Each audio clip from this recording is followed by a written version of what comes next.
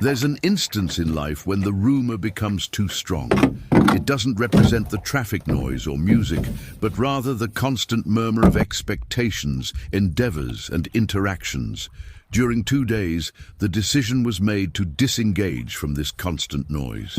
It involved an interesting, although brief adventure, 2 days in isolation. When cutting the ties, by disabling the airphone and filling up the empty calendar, the initial emotion was not one of peace, but rather of emptiness.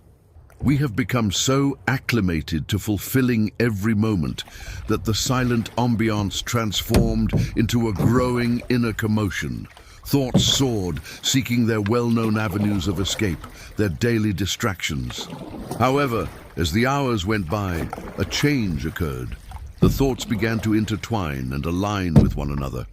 The storyteller observed some significant shift: the forgotten patience. He paid attention to the sky, not for a hasty photo, but rather to analyze the blending of clouds. He indulged in some sweet cakes, taking full advantage of them without the burden of following through with the following meals. In those 2 days, time didn't become a brutal force to conquer. Rather, it became an ally to embrace. The value of self-determination.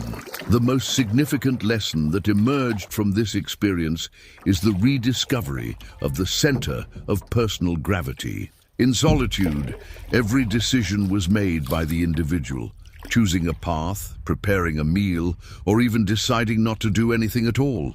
There was no one to share or mediate with. This sense of autonomy, although limited to a mere 48 hours, played a role as a renewal of the self. It reminded the narrator that the capability to direct their own lives is never erased. It was only temporarily suspended.